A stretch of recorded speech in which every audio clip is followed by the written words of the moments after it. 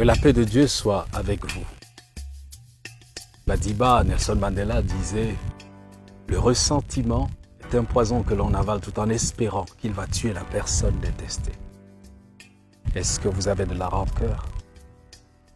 Il faut pardonner.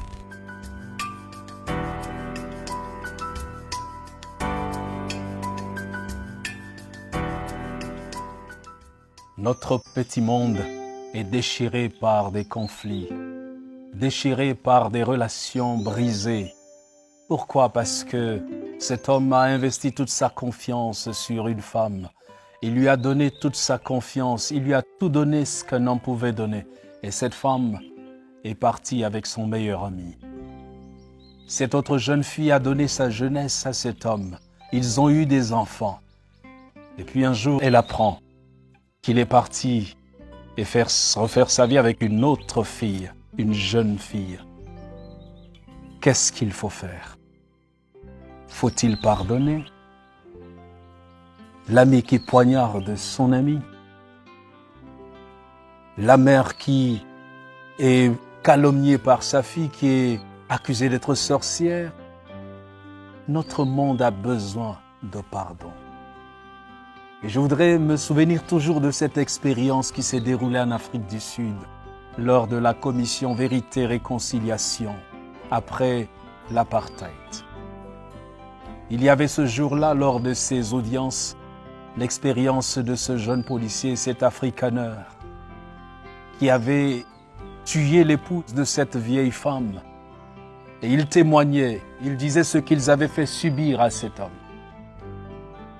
Ils avaient tué, après avoir tué le mari, il est revenu prendre le fils unique de cette femme. Et il est allé tuer cet enfant. Quand il relatait cette expérience, tout le monde était en larmes. C'était insoutenable comme récit. Et maintenant, les juges ont demandé à la femme, « Qu'est-ce que tu veux que nous fassions pour réparer ce tort ?» La femme a dit, « Je vais demander juste deux choses.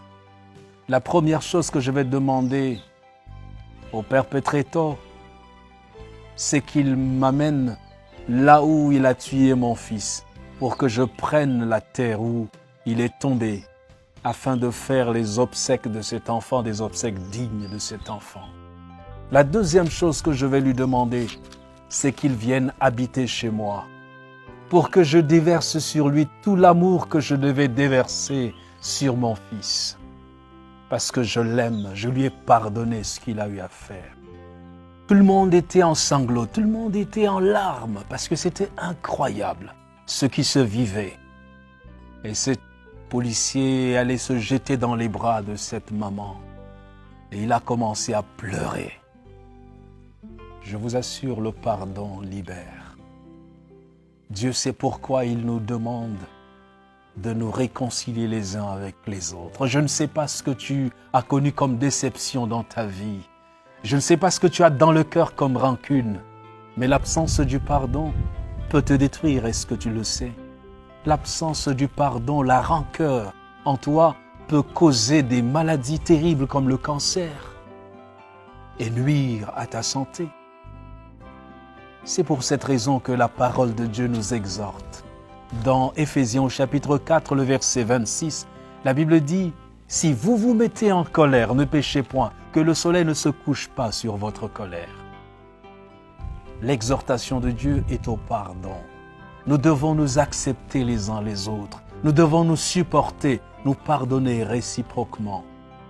Est-ce qu'il y a quelqu'un qui t'a fait du mal et à qui tu refuses de pardonner? Est-ce que tu sais que quand tu refuses de pardonner, même tes prières ne sont pas exaucées? Et c'est pour cette raison que Jésus dit dans Matthieu 5, au verset 43 et suivant, que nous devons bénir nos ennemis, bénir ceux qui nous maudissent. Il y a de la libération quand nous pardonnons. Il y a une puissance dans le pardon. Et c'est pourquoi lorsque Dieu nous a pardonnés en Jésus-Christ, nous avons ressenti cette paix, cette joie. Si tu as expérimenté le pardon du calvaire, pardonne à ton frère, pardonne à ta sœur. Et arrêtons ces rancœurs, arrêtons ces rancunes et pardonnons-nous, embrassons-nous, aimons-nous et laissons Dieu agir dans notre vie. Il y a la véritable puissance dans le pardon. Libère-toi, mon frère, ma sœur. Et si cela te dépasse, appelle Dieu au secours. Car je sais que pardonner n'est pas facile, mais si nous nous appuyons sur Dieu, il va le faire. Que Dieu te bénisse.